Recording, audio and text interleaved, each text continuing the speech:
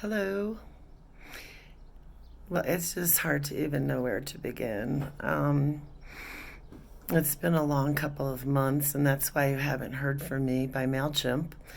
Um, Basically, ended up in the hospital, two different hospitals for 12 days, and then a physical rehab center for 20 days. And it was really intense, and I think I'll have to talk about that another time. But learned a lot. I actually learned a lot about not only America's failing healthcare system, and trust me, is it ever messed up, you guys? Ooh, it's a mess. Um, but I did learn some really great things about walking again. And so we have a new physical therapy strategy. I'm transitioning off of canes now onto a rollator little by little.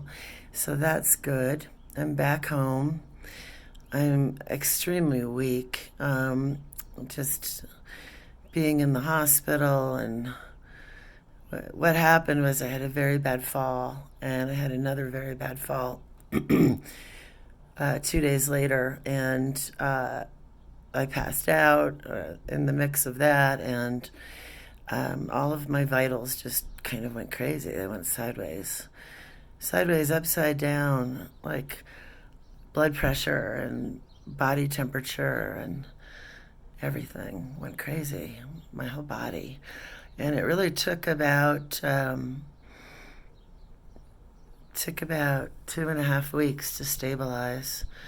I was still stabilizing at the rehab center. But then we really got some progress, so that was good. I met some really beautiful elderly souls there. Um, I encountered some people dealing with some Medicaid horrors. Um, I made some big breakthroughs in finding a new doctor. I think is going to be a lot better fit. Um, so that's good news. So my next steps are I have to see a wound care specialist in Las Cruces because I still have these wounds.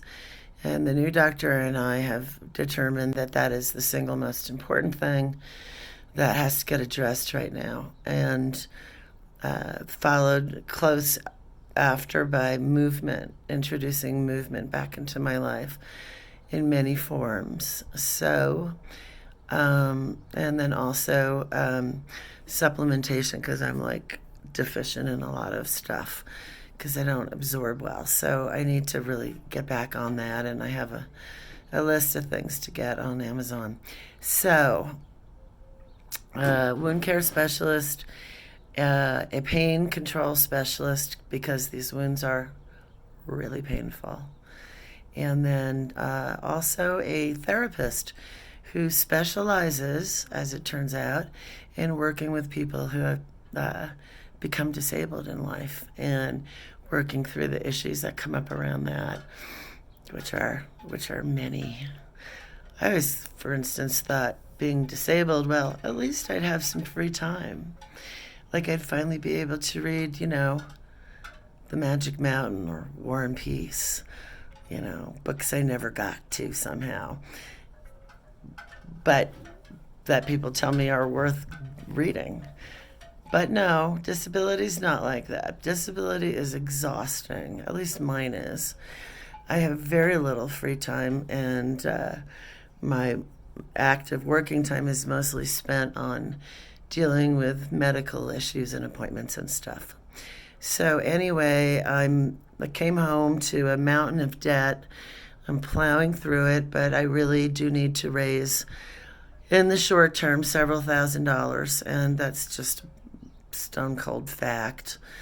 Trying to hang on to this house. Let me give you a little quick zing tour of the garden here. This little tiny house I live in. So hopefully you can see more gardens, sunflowers, more sunflowers, slow porch. It's kind of the perfect little home for me. I love it.